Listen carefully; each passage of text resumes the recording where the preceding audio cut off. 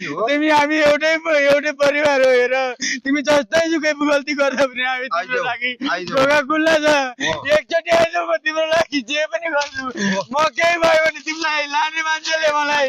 जसले लगाएछ यसले जिम्मा लिनु पर्यो यो भिडियो सरकारसम्म पुगोस् म अन्तिम चोटि भन्दछु हामी एउटा सानो दोकान गर्दैछौँ यसरी गरी खानु पाउँदैन भने के यो देशमा अब घरबाट एक्लै निक्लेको हो 11 बजी तर हजुर कहाँ गएको छ कुनै टुङ्गो छैन। दर्शकवृन्द उहाँ दाइको श्रीमती चाहिँ विगत 7 दिनदेखि हराएको कारणले गर्दा उहाँ चाहिँ एकदमै तनावमा हुनुहुन्छ। दाइ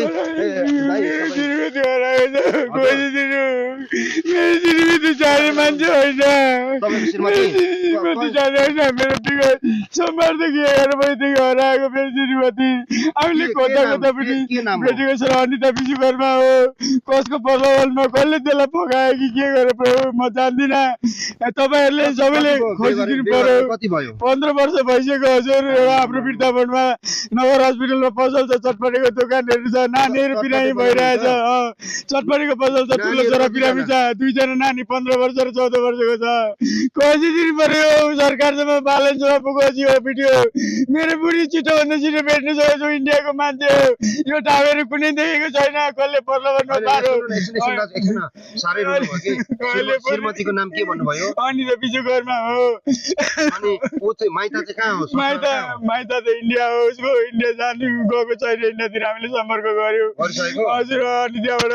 लाने मान्छे को हो के हो हामीलाई केही थाहा छैन अलिकति शङ्कात्मक हुँदा पनि थाहा हुन्थ्यो उसलाई सबै कुरो व्यवहारहरू हामीले दिएको थियो हामीबाट पुरै भुल भएको थियो गल्ती भएको सबै माफ गरिदेऊ तिम्रो नानीहरू बिरामी छ आइदेऊ तिम्रो नानीहरू पर्खिरहेको छ म पर्खिरहेछु तिमीले जस्तै गल्ती गर्दा पनि हामी माफ दिन्छु एकचोटि घर फर्केर मान्छेहरू घर फर्केर आउनु चाहँदा पनि पाउँदैन। अनिता विश्वकर्मा हो। अनिता विश्वकर्मा तपाईँ हेर्नुहोस् तपाईँको श्रीमती सबैको श्रीमती भनेको श्रीमान हैन